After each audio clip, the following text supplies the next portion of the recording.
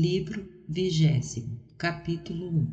Depois da morte do rei Agripa, o Grande, de que acabamos de falar no livro precedente, o imperador Cláudio, para honrar a sua memória e manifestar o quanto o havia amado, tirou de Marcos o governo da Síria, como este mesmo lhe havia muitas vezes solicitado, e o entregou a Longino. Nesse mesmo tempo, Fado, que havia sido nomeado para a Judéia, foi exercer o cargo. Existia então uma séria polêmica entre os judeus que habitavam além do Jordão e os de Filadélfia, com relação aos limites da aldeia de Mia, cujos habitantes eram de temperamento guerreiro.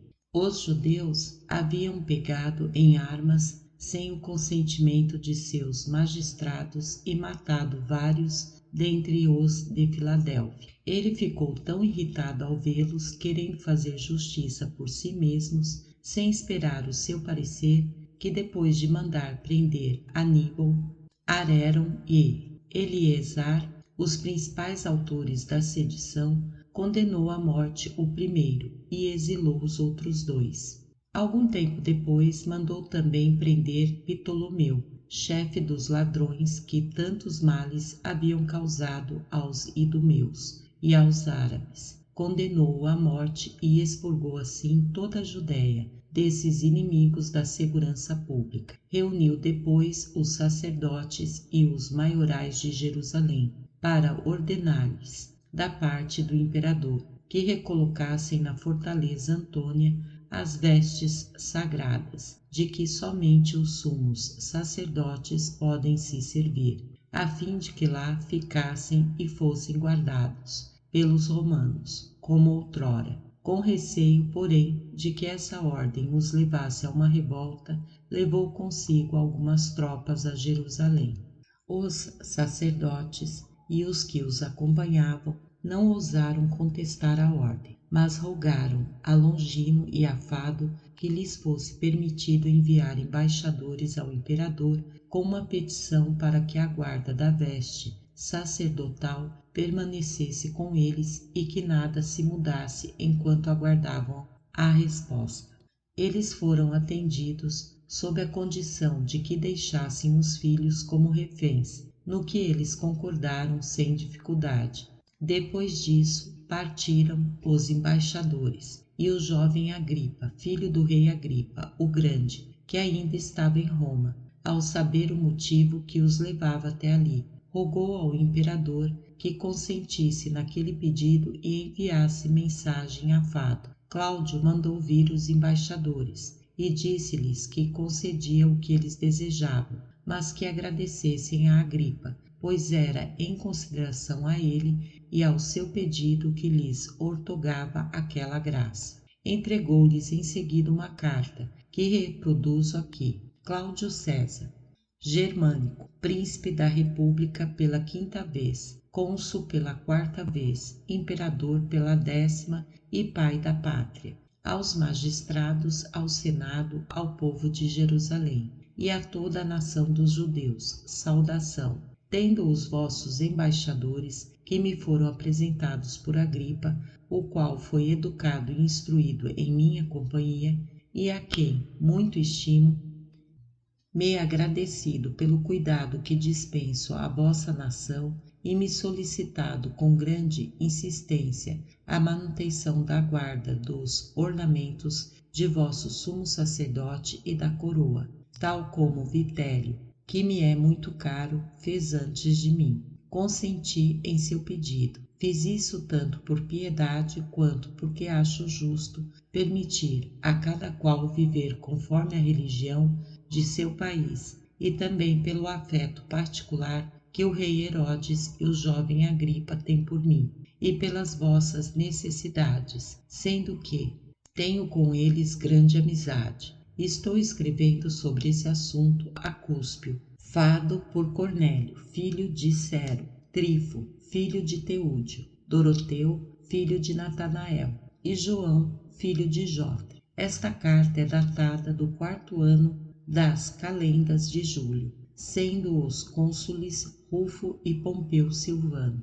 Herodes, príncipe da Cálcida e irmão do falecido rei Agripa, o Grande, pediu então ao imperador Cláudio e obteve dele poder sobre o templo e sobre o tesouro sagrado e o direito de escolher o sumo sacerdote. Essa autoridade permaneceu com ele, com os seus descendentes até o fim da guerra dos judeus. Esse príncipe tirou o sumo sacerdócio de Cantara e entregou-o a José, filho de Caneu. Capítulo 2. Por esse tempo, a rainha Helena e Isate, seu filho, rei dos Adiabenianos, abraçaram a religião dos judeus, pelo motivo que vou expor. Monobaso, cognominado Baseu, rei daquela nação, ficou possuído de uma paixão violenta por aquela princesa, que era sua irmã, e a desposou. Ela ficou grávida, e estando ele deitado junto dela, adormecido, pôs a mão sobre o ventre da esposa, e então ouviu uma voz que lhe ordenava que a retirasse, para não ferir a criança concebida, a qual, por uma determinação particular de Deus, deveria ser muito feliz. Ele despertou muito perturbado e contou à esposa o que havia escutado. Quando o menino veio ao mundo, deu-lhe o nome de Isate. Tinha ele já outro filho daquela princesa, de nome Monobaso, como ele, e ainda outros de outras mulheres. Mas a sua ternura por Isate era tão grande que todos notaram que, mesmo que fosse aquele o único filho, não o teria amado mais. O grande amor do rei por Isate causou inveja aos outros irmãos. Eles não se conformavam que o pai o preferisse, e Monobaso não podia se mostrar descontente pelo fato de eles estarem manifestando um sentimento que não provinha de malícia, mas somente do desejo que cada qual possuía de ocupar o primeiro lugar no seu coração. Para livrar Isate do perigo que a ira de seus irmãos dava motivo para temer, enviou-o com ricos presentes a Abemerique, rei de Espaze, confiando-lhe a sua proteção. Esse príncipe recebeu-o muito bem e teve por ele grande afeto, tanto que lhe deu em casamento a princesa Samacho, sua filha, bem como uma província de grande rendimento. Estava Monobaso já muito velho e, percebendo que lhe restava pouco tempo de vida, desejou antes de morrer ver ainda uma vez aquele filho que lhe era tão caro. Mandou buscá-lo e, após demonstrar-lhe toda a ternura que um pai pode sentir, presenteou-o com uma província de nome Serom, muito fértil e rica de plantas odoríferas, e onde se vêem ainda hoje os restos da arca que salvou Noé do dilúvio. Isate lá ficou até a morte do rei seu pai, e então a rainha Helena, depois de reunir todos os maiorais do reino e todos os chefes dos soldados, disse-lhes: Não ignorais, sem dúvida, que o falecido rei, meu marido,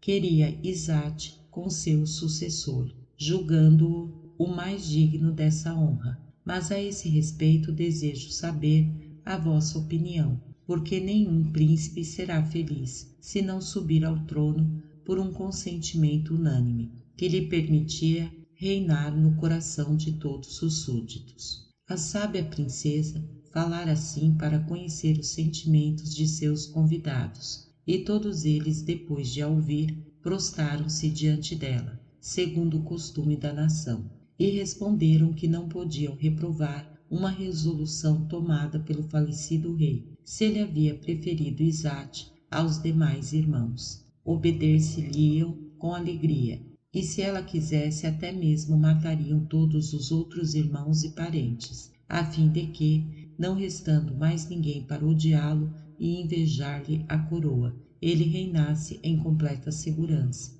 A rainha agradeceu a dedicação que eles demonstravam a ela e a Isate, mas disse que não julgava conveniente eliminar os outros irmãos antes de ele chegar e se pronunciar sobre o assunto. Todos aprovaram, mas disseram que era prudente conservá-los prisioneiros até que ele retornasse, para garantir que nada tentassem contra ele na sua ausência, e por enquanto se desse o governo a alguém que fosse da inteira confiança da princesa.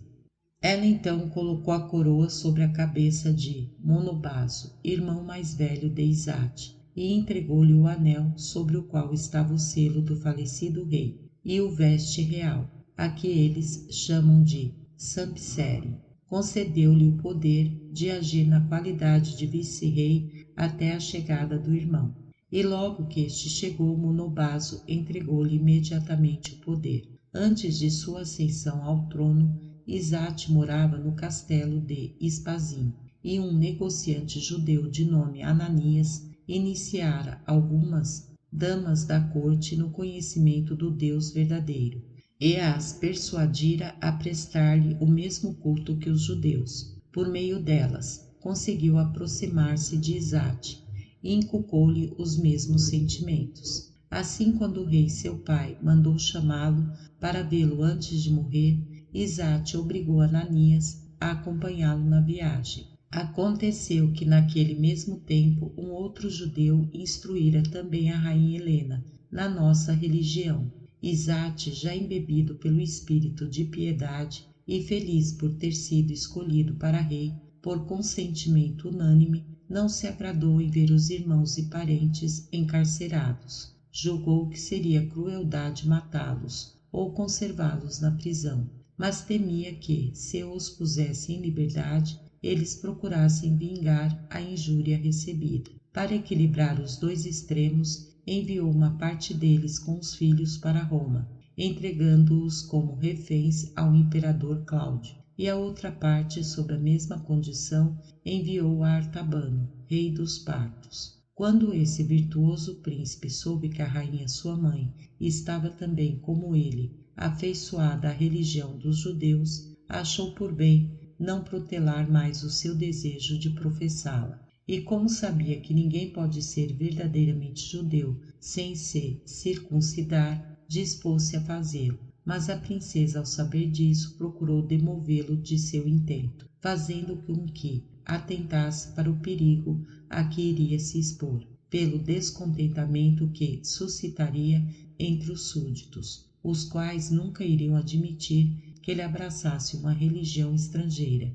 e nem aceitariam um judeu como rei. Esses argumentos contiveram o seu ímpeto, e quando ele relatou a Ananias o que ela dissera, declarou-lhe também que o despediria se não o fizesse. Ananias então quis se afastar, pois temia ser castigado, já que era o orientador do rei naquela questão, acrescentando que não era necessário que ele se circuncidasse para servir a Deus e prestar-lhe o culto que a religião dos judeus obrigava, porque a adoração a Deus era de natureza superior à da circuncisão. E se era para evitar que os seus súditos se revoltassem, ele sem dúvida seria perdoado por não cumprir aquele ritual. Assim Ananias confirmou o que a rainha dissera ao rei, e este ficou convencido, mas não de todo. Algum tempo depois veio da Galiléia outro judeu, de nome Eleazar, que era muito instruído nas coisas da nossa religião.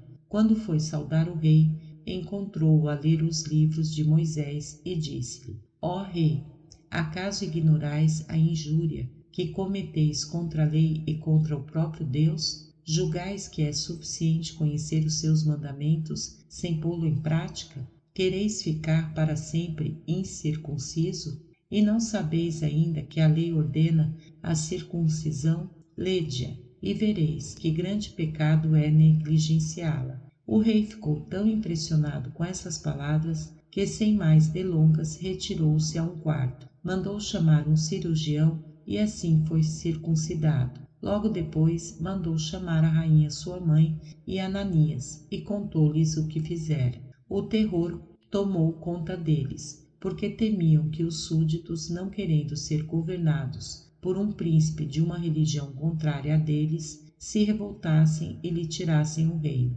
Temiam também por eles mesmos, pois haviam inspirado nele aqueles sentimentos. Mas Deus não somente livrou esse religioso príncipe de todos os perigos de que parecia estar ameaçado, como livrou também os seus filhos no momento em que as coisas pareciam mais desesperadas. Deus mostrou que todos os que põem nele a sua confiança e são piedosos podem esperar dele todas as coisas, como a continuação desta história irá mostrar. A rainha Helena, vendo que por uma providência particular de Deus, o seu filho, o rei Zate, governava em profunda paz e que a sua felicidade era admirada não somente pelos estrangeiros, mas também pelos seus súditos, desejou ir adorar a Suprema Majestade e oferecer-lhe sacrifícios no mais célebre de todos os templos, construído em sua honra em Jerusalém. O filho não somente lhe deu alegremente a permissão, como também acompanhou-a durante uma parte do caminho. E ela chegou a Jerusalém com um soberbo séquito e grande quantidade de dinheiro. A sua visita foi muito vantajosa para os habitantes da cidade, porque naquela época a carestia era tão grande que muitos morriam de fome. A rainha, para remediar esse mal, mandou comprar grande quantidade de trigo em Alexandria e figos secos na ilha de Chipre. Distribuiu-os aos pobres e granjeou assim entre os judeus a fama de generosa, como de fato merecia, depois de tão grande caridade. O rei seu filho foi também generoso, pois ao saber que a fome continuava, enviou grandes auxílios aos maiorais de Jerusalém, para que fossem entregues em favor dos pobres. Mas deixarei para mais adiante o relato dos benefícios de que nossa cidade é devedora a esse príncipe e à princesa. Artabano, rei dos partos, sabendo que os governadores das províncias de seu reino estavam conspirando contra ele e julgando que não estavam mais seguro entre eles, resolveu ir procurar o rei Zate para se aconselhar com ele sobre o que devia fazer e até mesmo tentar, por meio dele, voltar a se estabelecer em seus domínios. Partiu então com os parentes e os principais servidores, cerca de 1000 pessoas. Encontrou Zate pelo caminho e não teve dificuldade em reconhecê-lo pelo seu séquito, mas Zate não o reconheceu. Artabano prostou-se diante dele, segundo o costume de seu país, e falou-lhe nestes termos: Não me desprezeis, virtuoso príncipe, por me verdes neste estado de súplica, obrigado a abandonar o meu reino. Um grande revés de sorte reduziu-me a este estado, e vim implorar o vosso auxílio. Pensei em quão pouco devemos contar com as grandezas da terra e refleti sobre vós mesmo, considerando a quantos acidentes estamos expostos. Preciso de vosso auxílio, e esse socorro será benéfico a vós também, pois a vossa recusa em ajudar-me na vingança dos crimes de meus súditos iria fortalecer a ousadia e a revolta de outros povos contra os seus reis. Artabano falava com o rosto triste, e as lágrimas acompanhavam suas palavras. Zate, que conhecia a sua condição, desceu do cavalo e respondeu-lhe: Tende coragem, grande príncipe, não vos deixeis abater pela má sorte, como se fosse sem remédio. Tenho esperança de que bem depressa a vereis terminada. Encontrareis em mim um amigo e aliado, muito mais afeiçoado e fiel do que imaginastes, pois ou vos recolocarei em vosso reino, ou vos cederei o meu. Depois que assim falou, fez Artabano subir ao seu cavalo e dispôs-se a segui-lo a pé, para homenagear um rei que ele sabia ser possuidor de maior honra. Artabano, porém, não consentiu, jurou por toda a sua prosperidade que jamais o permitiria. Por fim, conseguiu convencer Zate a montar novamente e foi caminhando diante dele. Acompanhou-o até o palácio, onde não houve honra que não lhe fosse prestada. O rei Zate dava-lhe sempre o primeiro lugar nas assembleias e nos banquetes, porque não o considerava no estado em que se encontrava então, mas em sua antiga dignidade. Dizia-lhe sabiamente que as mudanças de sorte são comuns a todos os homens. Escreveu em seguida aos maiorais dos partos para exortá-los a voltar à obediência ao seu rei. ao mesmo tempo em que empenhava sua palavra, com promessa de confirmá-la por juramento, se eles o desejassem, na garantia de que aquele príncipe esqueceria todo o passado. Eles responderam que gostariam de atendê-lo, mas que isso já não estava em seu poder, porque haviam entregado a coroa a Sinamo, e não a poderiam tomar de volta sem suscitar uma guerra civil. Sinamo veio a saber o que se passava e ficou comovido ao ser informado das intenções de Artabano, porque havia sido educado com ele e conhecia a sua generosidade. Desse modo escreveu-lhe dizendo que ele podia, sob a sua palavra, voltar com toda a segurança e que até mesmo estavam pedindo que o fizesse. Quanto a ele, Sinamo, de todo o coração lhe colocaria na mão o cetro com que havia sido honrado. Artabano não teve dificuldade em confiar nele. Partiu, e Sinamo veio recebê-lo, o qual, prostrando-se diante dele, saudou-o como rei e tirou a coroa da cabeça para entregá-la a Artabano, que assim reconquistou o reino com auxílio de Isate. As honras que Artabano prestou ao seu ajudador testemunharam a sua gratidão, pois lhe garantiu usar a tiara reta e deitar-se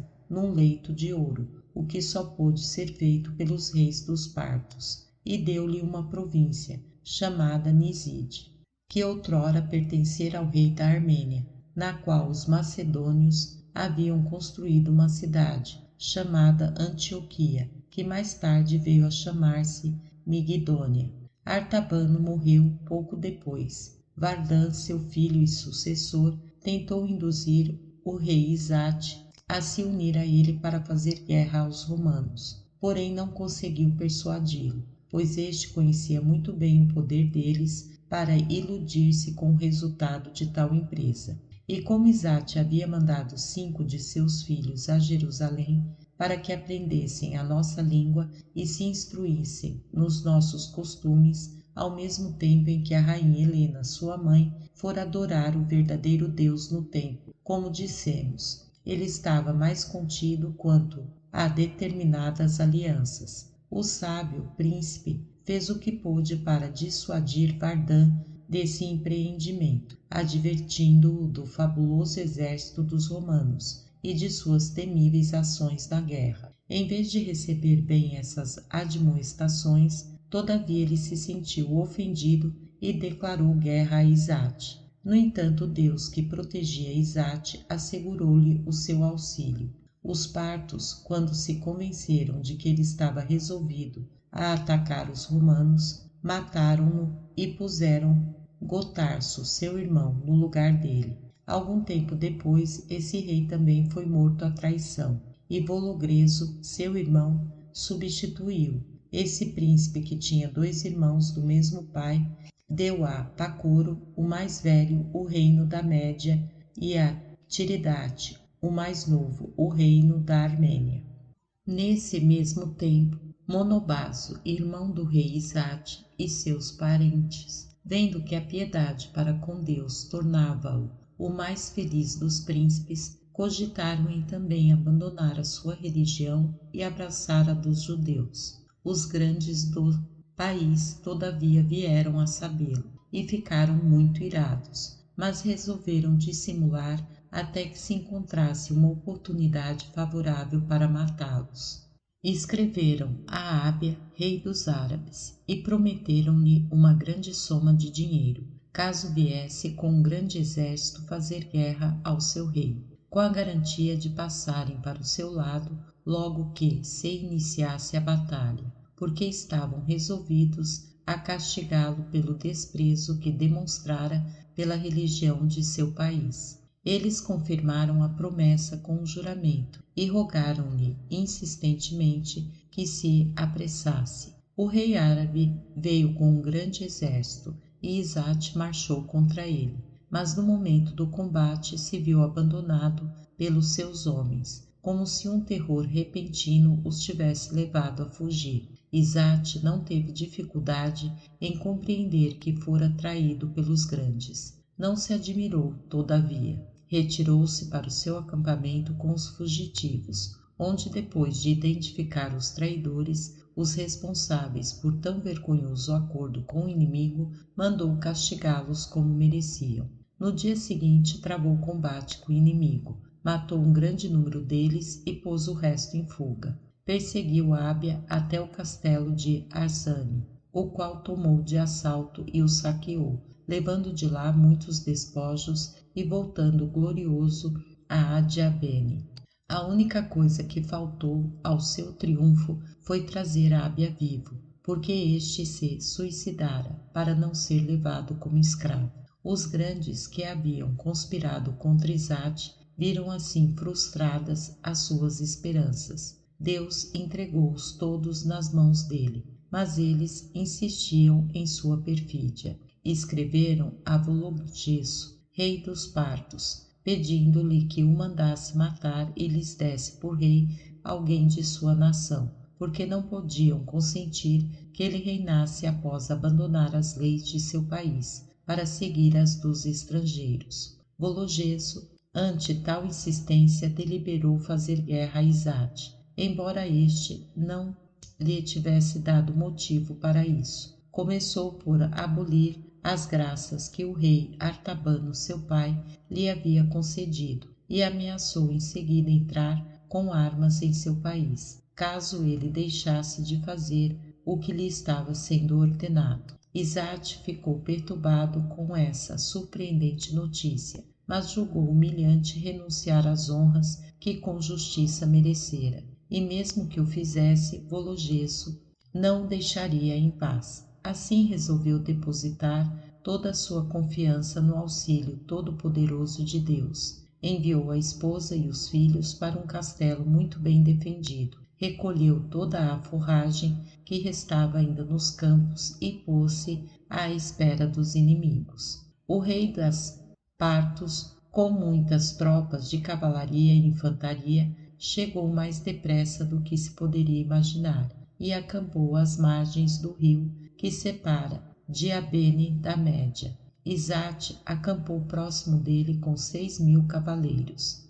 Vologeso mandou-lhe dizer por um arauto que viera atacá-lo com todas as tropas de seu reino, o qual se estendia desde o Eufrates até as montanhas dos Bactrianos, para castigá-lo pela desobediência ao seu senhor, e que nem mesmo o Deus que ele adorava seria capaz de o impedir. Isate, horrorizado diante de tão grande blasfêmia, respondeu que não duvidava de que possuía tropas muito inferiores às dos partos. Todavia estava ciente de que o poder de Deus era infinitamente maior que o de todos os homens juntos. Após despedir o arauto, ele cobriu a cabeça com cinza e jejuou, ordenando à mulher e aos filhos que jejuassem também. Prostrado em terra diante da majestade de Deus e banhado em lágrimas, rogou-lhe deste modo: Não foi em vão, Senhor, que me lancei nos braços de vossa misericórdia.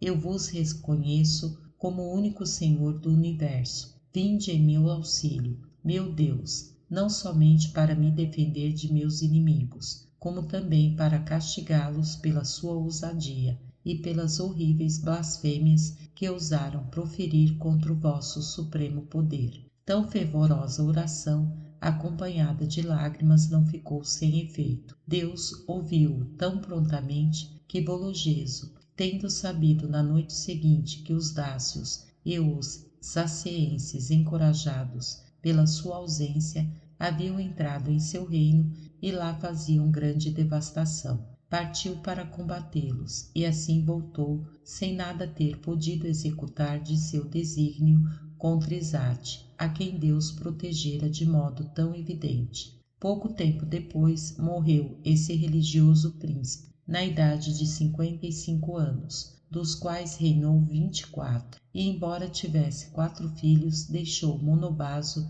seu irmão mais velho, como sucessor, em gratidão pelo favor de lhe haver conservado o reino depois da morte de seu pai. Essa grande prova de gratidão muito consolou a rainha Helena em sua grande dor pela perda de tão caro e virtuoso filho. Ela sobreviveu a ele pouco tempo, morrendo quando tinha para encontrar-se com seu filho Monobaso, que enviou os ossos dela e os de Isate a Jerusalém para serem colocados em 3 pirâmides que a princesa mandara construir a 3 estádios da cidade. Dos feitos de Monobazo falaremos mais adiante. Quando Fado era governador da Judéia, um mago de nome Teudas convenceu uma grande multidão de povo a tomar os próprios bens e a segui-lo até o Jordão, dizendo que era profeta e que deteria com uma única palavra o curso do rio e os faria passar a pé enxuto. Ele assim enganou muita gente, mas Fado castigou esse impostor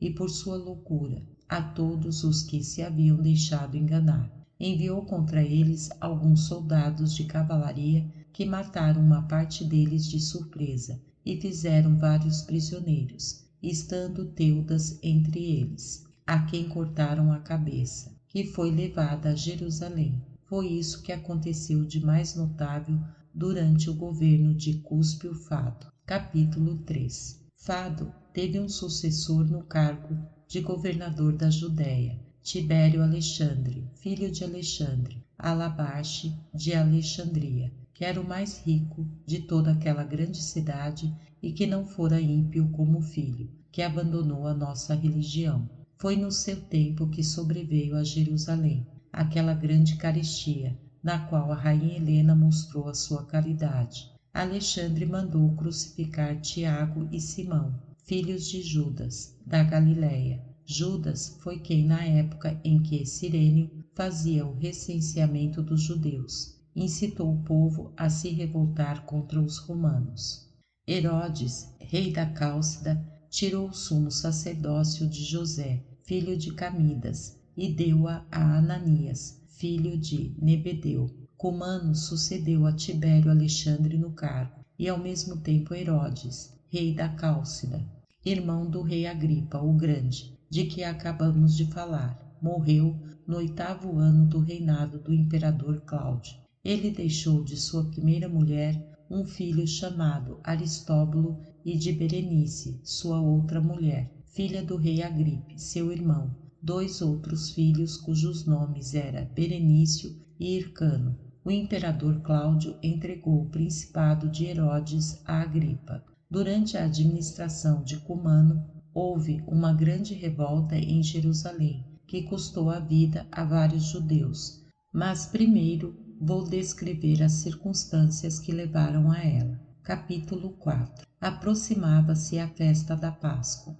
na qual os judeus só comem pão sem fermento, e uma grande multidão de povo acorria de todos os lados. Cumano, para impedir que houvesse alguma desordem, colocou uma companhia de soldados para montar guarda à porta do templo, como sempre fizeram os seus predecessores em semelhantes ocasiões. No 4º dia da festa, porém, um soldado teve a insolência de pôr a descoberto diante de todos o que o pudor e a educação obrigam a esconder. Tão horrível desfaçatez irritou de tal modo o povo que todos começaram a clamar que não era somente aos judeus que ele injuriava, mas ao próprio Deus, e os mais exaltados começaram a ofender Cumano, dizendo que fora ele quem mandara o soldado cometer tamanha impiedade. Cumano ficou muito ofendido com essas palavras, todavia não deixou de exortar o povo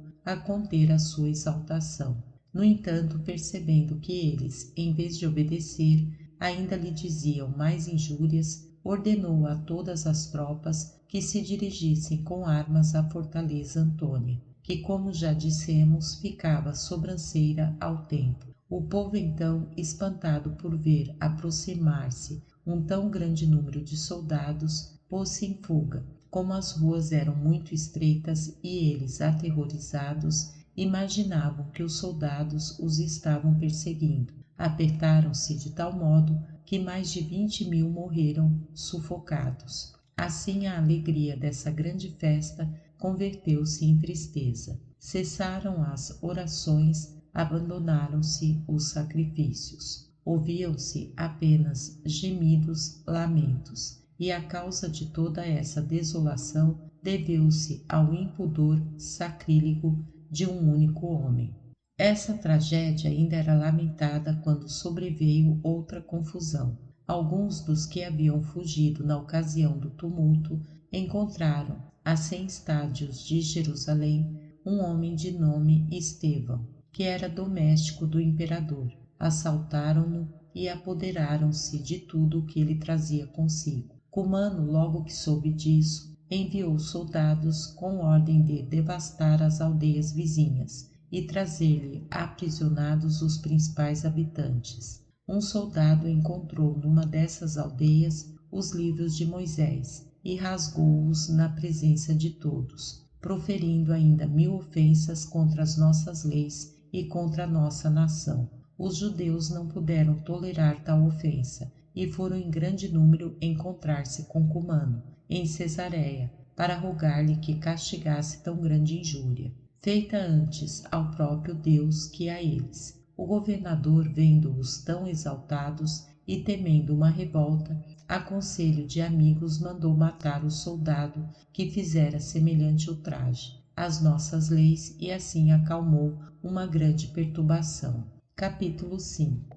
Aconteceu nesse mesmo tempo uma grande divergência entre os samaritanos e os judeus, pelo fato que vou narrar. Os judeus que nos dias de festa solene vinham da Galiléia a Jerusalém, costumavam passar pelas terras de Samaria, e alguns deles tiveram uma desavença com os habitantes de Nais, aldeia situada no grande campo e que estava sujeita aos samaritanos, e vários judeus foram mortos. Os principais da Galiléia foram queixar-se a Cumano, pedindo-lhe justiça, porém vendo que ele não lhes dava atenção, porque os samaritanos o haviam subornado com dinheiro, exortaram os outros judeus a pegarem arma para reconquistar a liberdade, dizendo que a servidão já era bastante cruel por si mesma, para que ainda se lhe acrescentassem injustiças e ultrajes. Os magistrados esforçaram-se para acalmá-los, prometendo-lhes obrigar Cumano a castigar os autores dos assassinatos,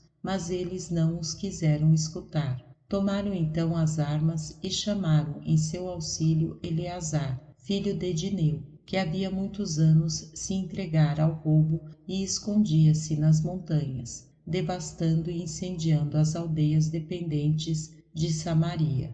Cumano apenas o soube, marchou contra eles com a cavalaria de Sebaste, 4 cortes e numerosos samaritanos, matando vários deles e fazendo muitos prisioneiros. Os cidadãos mais influentes de Jerusalém, vendo as coisas nesse estado e imaginando que esse grande mal poderia ter consequências ainda mais vergonhosas, revestiram-se de um saco, puseram cinza na cabeça e tudo fizeram para acalmar o espírito de muitos dos seus, a quem, com pesar, viam abandonar-se ao desespero. Fizeram-lhes ver que se não deixassem as armas e não se retirassem para suas casas, lá permanecendo tranquilos e sossegados, seria a causa da ruína completa de sua nação, e veriam o templo incendiado e as suas mulheres e filhos transformados em escravos. Essas razões os persuadiram.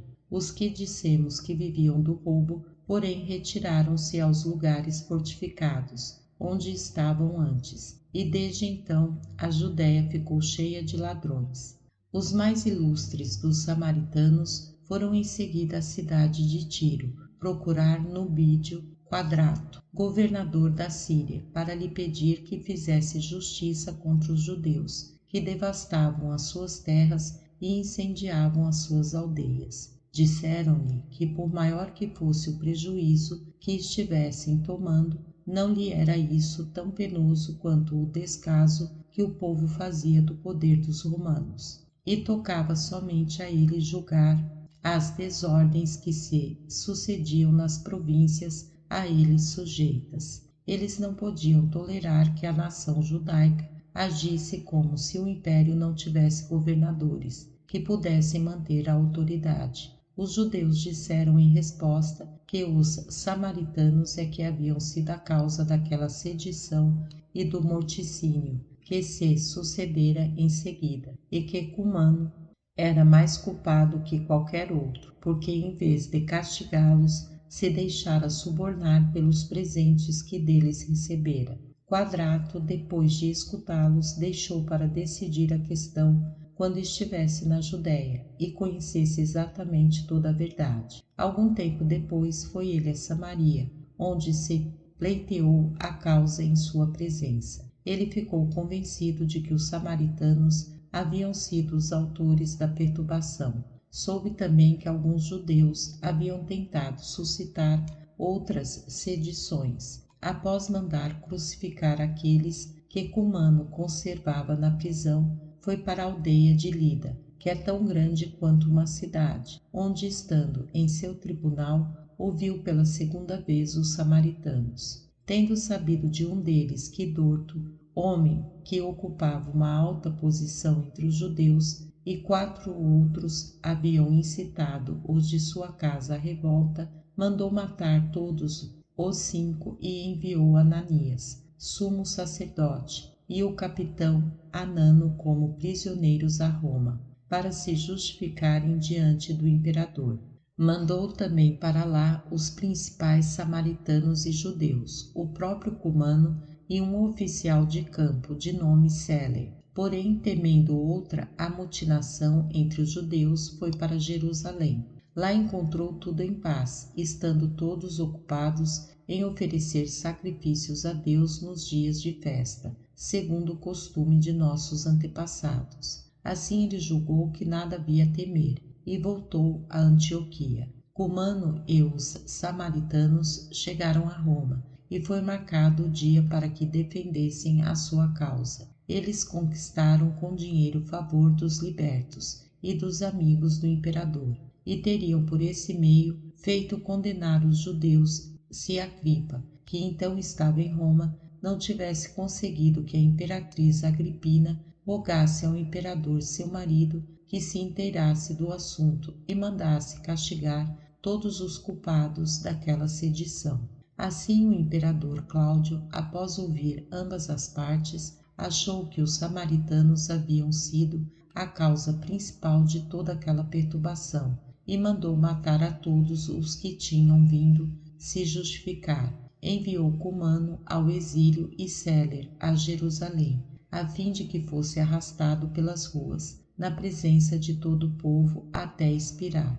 Por fim, nomeou Cláudio Félix, irmão de Palas, governador da Judéia. O imperador, no 12º ano de seu reinado, deu a Agripa a tetrarquia que pertencera a Filipe, bem como Batanéa, Traconites e Abila, que integrara a tetrarquia de Lísias, mas tirou-lhe a Cálcida, que governara por 3 ou 4 anos. Agripa, depois desses favores recebidos de Cláudio, casou sua filha Drúzila com Aziza, rei de Emesa, que se fizera judeu, pois antes ela fora prometida a Epifânio, filho do rei Antíoco, ante a palavra de que ele abraçaria a nossa religião. Como ele não a cumpriu, deu-se então motivo para o rompimento do contrato. Quanto a Mariana, uma outra de suas irmãs, desposou Arquelau, filho de Chelcias, ao qual havia sido prometida pelo rei Agripa o Grande, seu pai,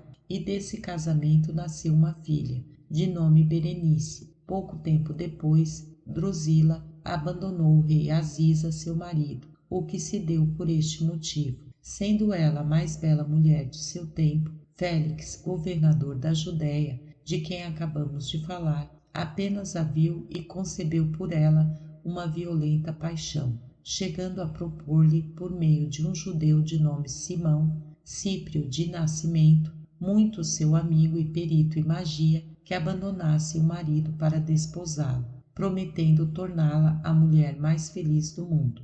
Ela, agindo com imprudência e também para se livrar do tormento que Berenice, sua irmã, lhe causava por invejar a sua beleza, consentiu na proposta e não teve receio de abandonar, por esse motivo, a sua religião. De Félix, ela teve um filho chamado Agripa, que morreu ainda jovem com sua mulher na erupção do Vesúvio sob o reinado de Tito, como diremos a seu tempo. Berenice, a mais velha das 3 irmãs de Agripa, ficou algum tempo viúva após a morte de Herodes, que era ao mesmo tempo seu marido e seu tio. Mas, ante a notícia que se divulgou de que ela mantinha relações incestuosas com o irmão, propôs a Polémon, rei da Cilícia, que abraçasse a religião dos judeus e a desposasse, acreditando que assim provaria que era boato o que se andava dizendo. O soberano consentiu, porque ela era muito rica, mas não viveram muito tempo juntos. Ela abandonou por motivo de impudicícia, ao que se diz, e ele, vendo-se rejeitado, deixou também a nossa religião. Mariana não foi mais virtuosa que suas irmãs. Abandonou Arquelau, seu marido, para desposar Demétrio Alabarche, o mais ilustre e rico dentre os judeus de Alexandria.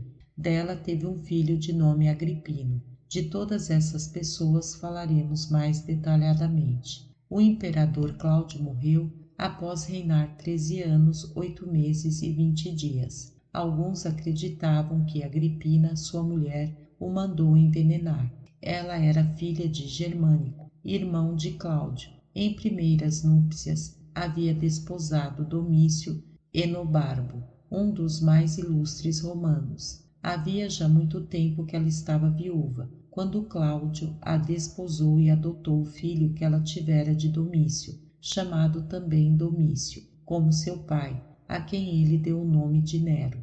Antes, Cláudio havia desposado Messalina, que ele mandou matar por ciúme, e dela teve Britânico e Otávia. Nota: esse nome não consta do texto grego. Trata-se de uma filha chamada Otávia, como Tácito registra, e a continuação há de mostrar, e não um filho de nome Otávio. Fim de nota. Quanto à sua filha Antônia, nota: esse nome também não consta do texto grego, que chama esta outra filha de Otávia, quando na verdade ela se chamava Antônia, como Tácito o refere. Fim de nota. Que era a mais velha de todos os seus filhos e que tivera de Petina uma de suas outras mulheres. Ele a fez casar-se com Nero.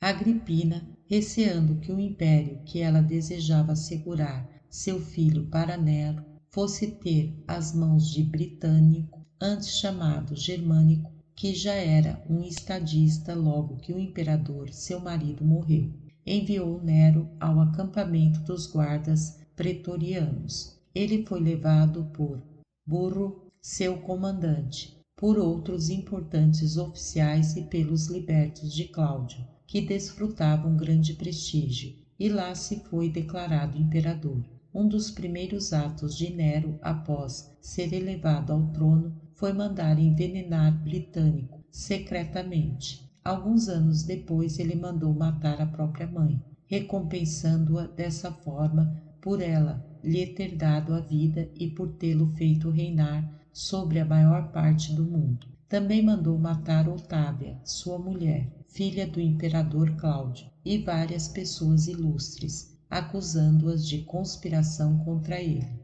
Não entrarei em detalhes porque não faltam historiadores que escrevam sobre os feitos desse príncipe, sendo que alguns falaram em seu favor pelo fato de ele lhes haver concedido benefícios, e outros, sem temer, como os primeiros, ferir a verdade, denegriram a sua memória de maneira ultrajosa devido ao ódio que tinham por ele. Mas não me admiro, pois aqueles que escreveram a história dos imperadores precedentes agiram do mesmo modo, embora vindo muito tempo depois deles, não pudessem ter motivos para amá-los ou para odiá-los. Quanto a mim, que estou resolvido a jamais me afastar da verdade, contentar-me-ei em tocar somente de passagem naquilo que interessa ao meu assunto. Só tratarei em particular o que diz respeito à nossa nação, sem dissimular as faltas que cometemos ou os males que nos aconteceram. Precisamos agora retomar a continuação de nossa história. Aziza, rei de Emesa, morreu no primeiro ano do reinado de Nero. Seu irmão sucedeu. Nero entregou a pequena Armênia a Aristóbulo, filho de Herodes, rei da Cálcida. A Agripa concedeu uma parte da Galiléia. Foi seu desejo também que Tiberíades e Tariquéia lhe fossem sujeitas, e igualmente Juliada, que está além do Jordão, e seu território, que consta de 14 aldeias. Capítulo 6. Os negócios na Judéia iam de mal a pior. Estava cheia de ladrões e de magos que enganavam o povo, e não se passava um dia sem que Félix mandasse castigar alguém. Um dos mais destacados entre os ladrões era Eleazar, filho de Dineu, que era seguido por um numeroso bando de homens semelhantes a ele. Félix intimou-o a vir procurá-lo, com promessa de não lhe fazer mal algum. Mas quando ele apareceu, prendeu-o e o enviou a Roma. O governador odiava Jonatas, sumo sacerdote, porque este o repreendia pelo seu mau proceder. Então, para que nenhuma censura recaísse sobre ele, porque fora a seu pedido que o imperador lhe concedera aquele governo, resolveu desfazer-se de Jonatas, pois nada é mais insuportável aos maus que as advertências. Para realizar o seu intento, prometeu uma grande quantia a um certo Dora, de Jerusalém, a quem Jonatas considerava um amigo íntimo. Esse homem perverso, para cumprir o acordo de matar Jonatas, assalariou alguns ladrões. Eles vieram à cidade sob pretexto de devoção, mas com punhais escondidos sob as vestes, e misturados aos servidores de Jonatas, mataram-no. Esses assassinos não foram castigados por esse crime e continuaram a aparecer do mesmo modo nas festas que aconteceram depois. Misturando-se à multidão, matavam também aqueles que odiavam, ou os que haviam determinado matar a troco de dinheiro. Não se contentavam em cometer os assassinatos na cidade, mas, protagonizando uma das mais detestáveis impiedades e um dos mais horríveis sacrilégios, matavam até no templo. Quem, portanto, há de se admirar de que Deus tem olhado para Jerusalém com vistas de cólera? Sua casa sagrada perdera a pureza, que a tornava venerável, e ele então enviou os romanos para castigar com ferro e fogo a miserável cidade e levar escravizados os seus habitantes com as suas mulheres e filhos, de modo que esse terrível castigo nos faça refletir. Enquanto os ladrões enchiam Jerusalém de crimes, os magos, por seu lado, enganavam o povo e o levavam ao deserto, prometendo-lhe mostrar milagres e prodígios. Mas Félix castigou-os imediatamente por sua loucura. Mandou prender e matar a vários. Por esse mesmo tempo veio um homem do Egito a Jerusalém, que se vangloriava de ser profeta. Persuadiu a um grande número de pessoas que o seguisse ao Monte das Oliveiras, que estavam muito perto da cidade, apenas distante uns 5 estádios, e garantiu-lhes que depois de ter ele proferido algumas palavras, veriam cair os muros de Jerusalém, sem que mais fossem necessárias as portas para lá se entrar. Logo que Félix soube disso, foi atacá-los com um grande número de soldados. Uns 400 foram mortos e 200 feitos prisioneiros, mas o impostor egípcio salvou-se. O castigo infligido aos ladrões não assustou os que ficaram. Continuaram a excitar o povo a se revoltar contra os romanos, dizendo que não era mais possível tolerar um jugo tão insuportável, e pilhavam e incendiavam as aldeias dos que não queriam segui-los. Aconteceu nesse mesmo tempo uma grande perturbação em Cesareia, entre os judeus e seus habitantes, com relação à precedência. Os judeus pretendiam-na, porque Herodes, um de seus reis, tinha construído a cidade. Os sírios afirmavam que deviam ser preferidos, porque ela subsistia desde muito tempo sob o nome de Torre de Estratão, quando ali não havia um só judeu. os governadores das províncias tomaram conhecimento dessa divergência e mandaram vergastar com várias os que nela haviam tomado parte de ambos os lados. Mas os judeus que confiavam nas suas riquezas recomeçaram a desprezar e a maltratar com palavras os sírios. Entre estes havia vários de Cesareia e de Sebaste, que serviam nas tropas romanas, as quais lhes respondiam insolentemente.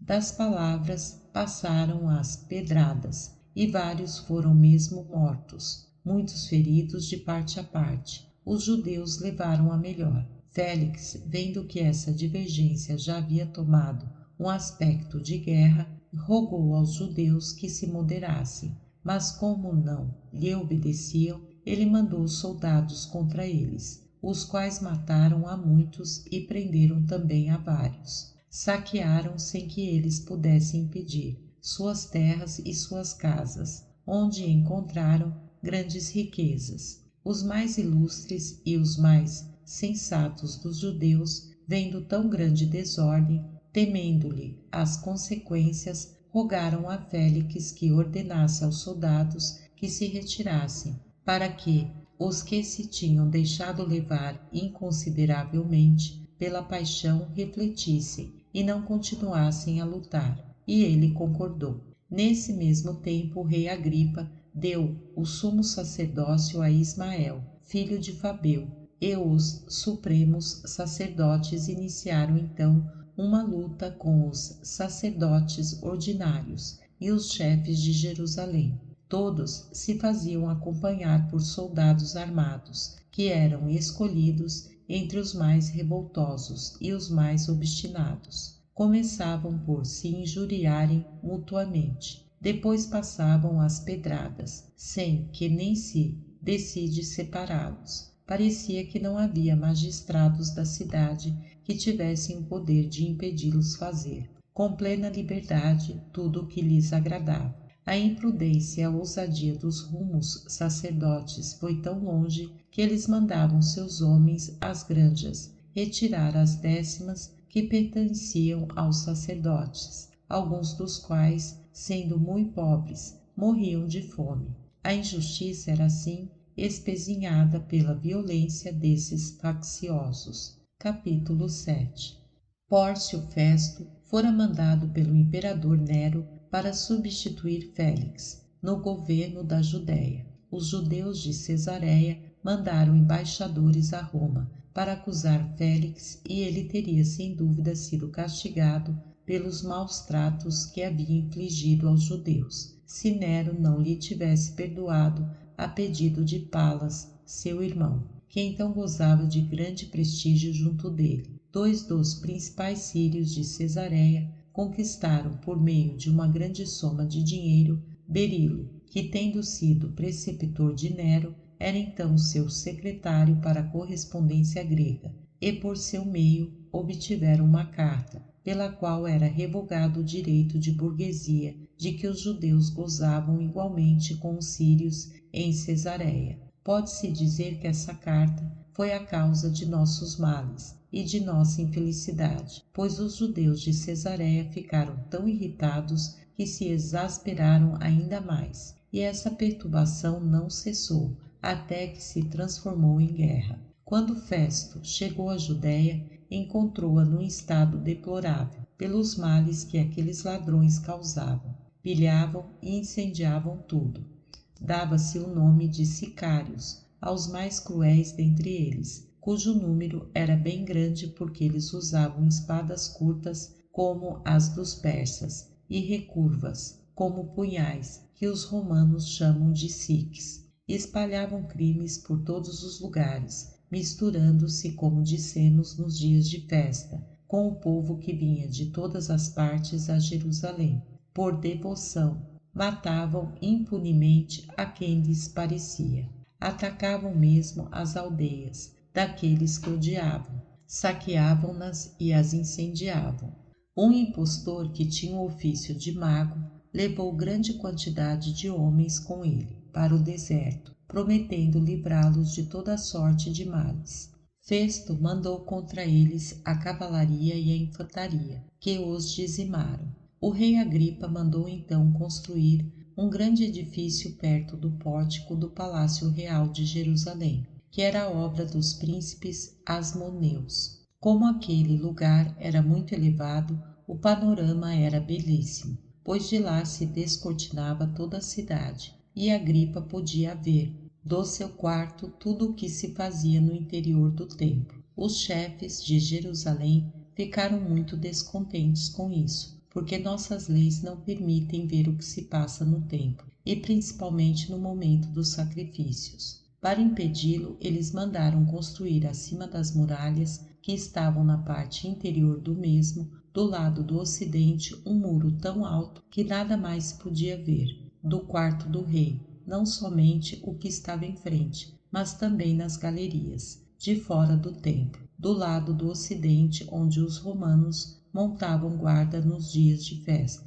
para a conservação do templo. Agripa ficou muito ofendido, e Festo ainda mais, e ordenou-lhes que derrubassem o muro. Mas os judeus rogaram-lhe que permitisse recorrer ao imperador, porque a morte lhe seria mais suave do que ver destruir-se uma parte do templo. Ele lhes permitiu. Foram então mandados a Roma 10 dos mais ilustres habitantes com Israel, sumo sacerdote, e Chélias, guarda do sagrado tesouro. Nero escutou-os, e a imperatriz Popeia, sua mulher que era piedosa, empenhou-se em seu favor. Perante o marido não somente lhes perdoou o que haviam feito, mas concedeu-lhes que o muro que tinham feito construir fosse conservado. A princesa mandou regressar os 10 embaixadores e reteve como reféns somente Chélias e Ismael. O rei Agripa deu em seguida o sumo sacerdócio a José, cognominado Cabe, filho de Simão, sumo sacerdote. Capítulo 8. Morrendo Festo, Nero deu o governo da Judéia a Albino, e o rei Agripa tirou o sumo sacerdócio de José para dá-lo a Anano. Anano, o pai, foi considerado como um dos homens mais felizes do mundo. Pius gozou quanto quis dessa grande dignidade e teve 5 filhos, que a possuíram também depois dele, o que jamais aconteceu a qualquer outro. Anano, um dos que nós falamos agora, era homem ousado e empreendedor, da seita dos saduceus, que, como dissemos, são os mais severos de todos os judeus e os mais rigorosos nos julgamentos. Ele aproveitou o tempo da morte de Festo e Albino ainda não tinha chegado para reunir um conselho, diante do qual fez comparecer Tiago, irmão de Jesus, chamado Cristo, e alguns outros. Acusou-os de terem desobedecido às leis e os condenou ao apedrejamento. Esse ato desagradou muito a todos os habitantes de Jerusalém, que eram piedosos e tinham verdadeiro amor pela observância de nossas leis. Mandaram secretamente pedir ao rei Agripa que ordenasse a Anano nada mais fazer de semelhante, pois o que ele fizera não se podia desculpar. Alguns deles foram à presença de Albino, que então tinha partido de Alexandria, para informá-lo do que se havia passado e dizer-lhe que Anano não podia nem deveria ter reunido aquele conselho sem sua licença. Ele aceitou estas desculpas e escreveu a Anano, encolerizado, ameaçando mandar castigá-lo. Agripa, vendo-o tão irritado, tirou-lhe o sumo sacerdócio, que exercera somente durante 4 meses, e a deu a Jesus, filho de Daneu. Quando Albino chegou a Jerusalém, empregou todo o seu cuidado em restituir a calma à província pela morte de uma grande parte dos ladrões. Nesse mesmo tempo, Ananias, que era um sacerdote de mérito, conquistava o coração de todos. Não havia quem não o honrasse pela sua liberalidade. Não se passava um dia sem que ele não desse presentes a Albino e ao sumo sacerdote. Mas ele tinha servos tão maus que iam pelas granjas com outros que não eram melhores do que eles, tomar à força as décimas, que pertenciam aos sacerdotes e batiam nos que se recusavam dá-las. Outros faziam também a mesma coisa. Assim, os sacerdotes, que não tinham outro meio de vida,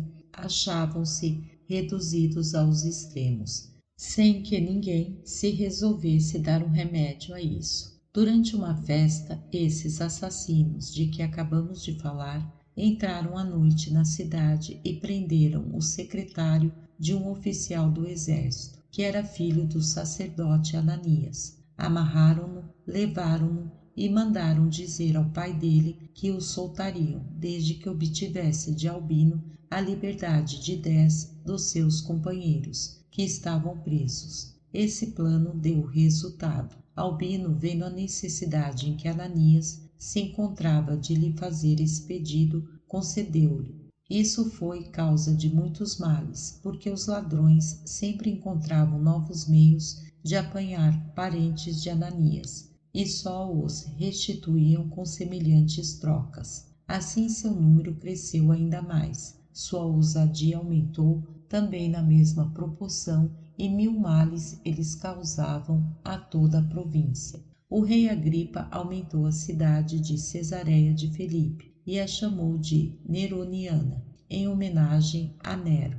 Mandou também construir em Berita um magnífico teatro, onde dava todos os anos espetáculos ao povo. Mandou distribuir trigo e óleo aos habitantes, e para embelezar a cidade, mandou levar a maior parte de tudo o que havia de mais raro no resto de seu reino para lá, bem como uma grande quantidade de excelentes estátuas dos maiores personagens da antiguidade. Tal magnificência tornou-os odioso aos seus súditos, porque eles não podiam tolerar que ele despojasse suas cidades dos seus mais belos ornamentos, para embelezar uma cidade estrangeira. Ele tirou ainda o sumo sacerdócio de Jesus, filho de Daneu, para dá-lo Jesus, filho de Gamaliel. Mas como ele não a deixou de boa vontade, produziu-se entre eles uma grande divergência. Eles faziam-se acompanhar de homens armados, chegavam frequentemente às injúrias e das injúrias aos fatos. Ananias continuava a ser o mais ilustre dos sacerdotes, quer por suas grandes riquezas, quer pela sua liberalidade, que lhe granjeava cada vez mais novos amigos. Costobaro e Saul tinham conseguido um grande número de soldados, e como eram de sangue real e perantes do rei, tornaram-se ilustres, mas eram violentos e sempre prontos a oprimir os mais fracos. Foi então que começou a ruína da nossa nação, pois as coisas iam de mal a pior. Quando Albino soube que Gécio Floro vinha para substituí-lo, pareceu querer obsequiar os habitantes de Jerusalém. Assim mandou trazer todos os prisioneiros, condenou à morte todos os que realmente eram culpados de crime capital, mandou para a prisão os que lá tinham sido postos por faltas leves, e depois lhes deu a liberdade, a troco de dinheiro. Assim esvaziou as prisões, e ao mesmo tempo todo o país ficou cheio de ladrões. Os da tribo de Levi, cuja função era cantar hinos em louvor a Deus, obtiveram do rei Agripa que determinasse em seu conselho que eles poderiam usar a estola de linho, e só era permitida aos sacerdotes. Disseram-lhe para isso que, tendo jamais gozado daquela graça, ser-lhe-ia glorioso concedê-la. Mas ele permitiu ao mesmo tempo a outra parte da tribo, que era empregada no serviço do templo, que também entoasse como os demais, hinos e cânticos. Todas essas coisas eram contrárias às nossas leis e jamais foram violadas sem que Deus lhes desse um severo castigo. As obras do templo então estavam terminadas. Assim 18.000 operários que ali eram empregados e pagos pontualmente ficaram sem trabalho. Os habitantes de Jerusalém quiseram dar-lhes uma ocupação e um meio de vida. Como eles nada desejavam conservar de todo o sagrado tesouro do templo, para que os romanos dele não se apoderassem, propuseram ao rei Agripa reconstruir a galeria que está do lado do ocidente. Essa galeria estava fora do templo, num profundo vale, tão profundo que seus muros tinham 400 côvados de altura e eram construídos de pedra quadrada, muito branca, de 20 côvados de comprimento e de 6 de grossura, sendo ainda obra de Salomão, que por primeiro construíra o templo. Mas Agripa, ao qual o imperador Cláudio tinha encarregado de tudo que se referia às preparações desse edifício sagrado, considerando a magnitude da empresa, tanto pelo tempo como pela quantidade de dinheiro que seria necessário empregar-se para isso, e que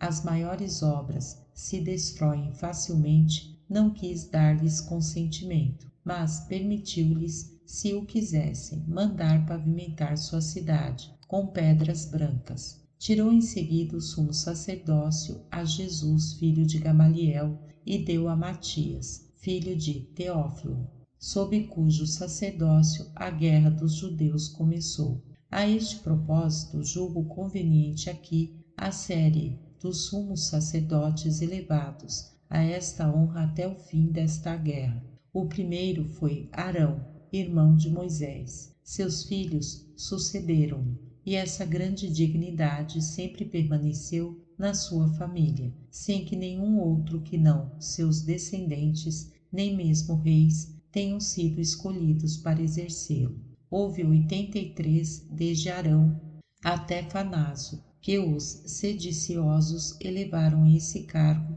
e 13 dentre eles o tiveram desde o tempo em que Moisés elevou um tabernáculo a Deus no deserto, até que o povo entrou na Judéia, onde Salomão construiu o templo. No começo só se provia a essa dignidade depois da morte daquele que a exercia, mas em seguida foram substituídos, mesmo antes de morrer. Estes 13 eram todos descendentes dos filhos de Arão e sucederam-se uns aos outros. O governo de nossa nação era então aristocrático. A autoridade depois foi posta nas mãos de um só. Por fim passou para a pessoa dos reis. Havia 612 anos que nossa nação tinha deixado o Egito, sob o comando de Moisés, quando Salomão construiu o templo. 18 outros grandes sacerdotes sucederam a estes 13, durante 466 anos, 6 meses e 10 dias, que se passaram sob o reinado dos reis, desde Salomão até que Nabucodonosor,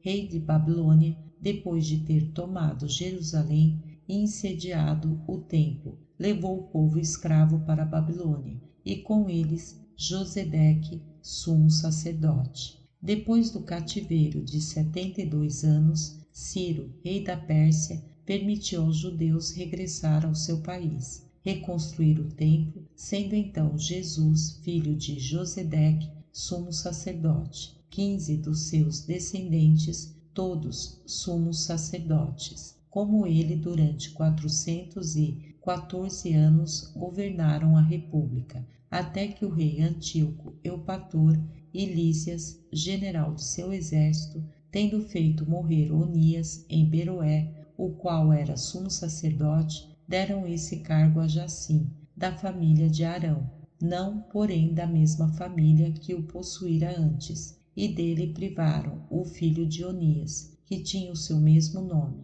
Esse jovem Onias foi para o Egito, onde, tendo caído nas boas graças do rei Ptolomeu e da rainha Cleópatra, sua mulher, permitiram construir em Heliópolis um templo semelhante ao de Jerusalém, do qual ele foi feito sumo sacerdote, como já dissemos. Jacim morreu no fim de 3 anos e o sumo sacerdócio ficou vago durante 7 anos. Quando nossa nação revoltou-se contra os macedônios e escolheu para príncipe os da família dos Asmoneus, Jonatas, um deles, foi escolhido com unânime consentimento para exercer esse grande cargo. Exerceu-o por 7 anos. Trifon fê-lo morrer à traição, e Simão, seu irmão, sucedeu. Simão foi assassinado por seu genro num banquete, e Hircano, seu filho, foi elevado àquela honra. Dela ficou de posse durante 31 anos e morreu em idade muito avançada. Judas, seu filho, cognominado Aristóbulo,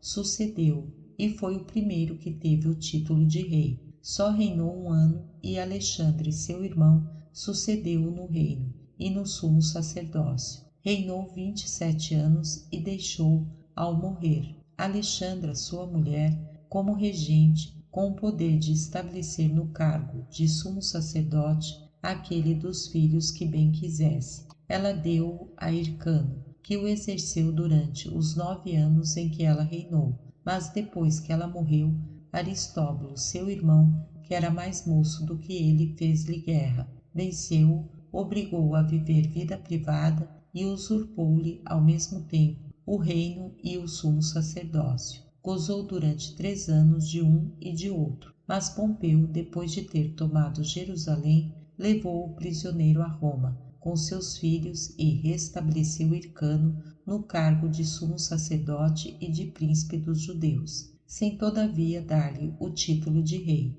Dele gozou durante 23 anos, além dos 9 de que falamos, mas no fim desse tempo, Pacoro e Barzafarnes, generais do exército dos partos, vieram de além do Eufrates, fizeram-lhe guerra, levaram-no prisioneiro e constituíram rei dos judeus a Antígono, filho de Aristóbulo. 3 anos e 3 meses depois, esse príncipe foi aprisionado em Jerusalém por Herodes e por Sósio, que o enviaram a Antônio, o qual lhe mandou cortar a cabeça em Antioquia. Herodes, feito rei pelos romanos, não escolheu mais para sumos sacerdotes os da família dos Asmoneus, mas honrava indiferentemente com esse cargo os mesmos sacerdotes e até outros menos ilustres, exceto quando o deu Aristóbulo, neto de Hircano, aprisionado pelos partos e irmão de Mariana, sua mulher, por causa do afeto que o povo tinha por ele e do respeito que se conservava pela memória de Hircano. Mas ele via a simpatia que todos tinham por esse jovem príncipe. Começou a sentir medo e então fê-lo afogar em Jericó, da maneira como descrevemos, e não quis mais elevar a essa honra a nenhum da família dos Asmoneus. Arquelau, filho de Herodes, e os romanos, que em seguida se tornaram senhores da Judéia, fizeram do mesmo modo. Assim, durante os 107 anos que se passaram, desde o começo do reino de Herodes até o tempo em que Tito incendiou Jerusalém e o templo, houve 28 sumos sacerdotes, alguns dos quais exerceram o cargo sob o reinado de Herodes. Depois da morte desse e de Arquelau, a maneira de governar entre os de sua nação tornou-se aristocracia, e eram os sumos sacerdotes que tinham a principal autoridade. Capítulo 9. Gécio Floro, que era de Clazomene, foi, para infelicidade de nossa nação, escolhido por Nero para suceder Albino no governo da Judéia, e Cleópatra, sua mulher, que ele levou consigo e que não lhe ficava atrás em maldade, tinha-o feito obter esse favor por meio da imperatriz Popéa, que tinha muito afeto por ela. Ele abusou tão insolentemente do poder que muitos vieram a sentir a ausência de Albino. Aquele se escondia para fazer o mal. Floro fazia-o por vaidade. Parecia que só fora enviado para fazer triunfar a injustiça e cobrir de ultrajes nossa nação. Seus roubos e suas crueldades não tinham limites. Seu coração era insensível à piedade. Os grandes lucros não o faziam desprezar os pequenos. De tudo se apoderava, partilhava mesmo dos roubos e vendia aos ladrões a impunidade de seus crimes, a esse preço. Assim, os males que os judeus suportavam iam além de tudo o que pode imaginar. Eles eram obrigados a abandonar seu país e suas santas cerimônias e fugir para terras estrangeiras. Não havia países, por mais bárbaros que fossem,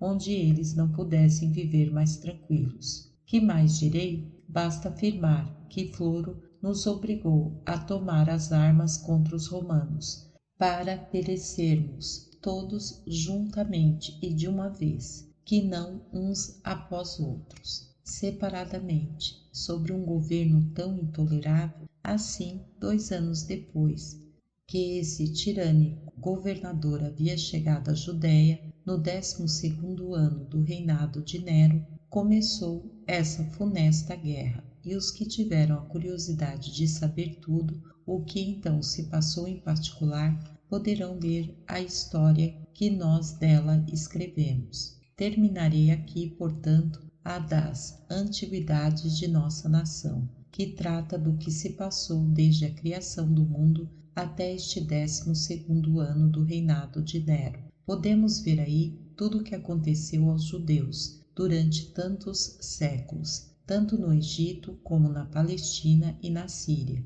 o que eles sofreram sob os assírios e os babilônios, de que modo foram tratados pelos persas e pelos macedônios, e por fim pelos romanos. Também relatei a série de todos os sumos sacerdotes, durante 2000 anos, todos os efeitos de nossos reis e daqueles que, quando não havia mais reis, tiveram a suprema autoridade, segundo o que encontrei escrito nos livros santos, como eu havia prometido no começo desta obra. Ouso afirmar que nenhum outro, quer judeu, quer estrangeiro, teria podido dar esta história aos gregos escrita com tanta exatidão. Os da minha nação estão de acordo em que eu sou bem instruído no que se refere aos nossos costumes e às nossas tradições. Não tenho motivo de lastimar o tempo que empreguei em aprender a língua grega,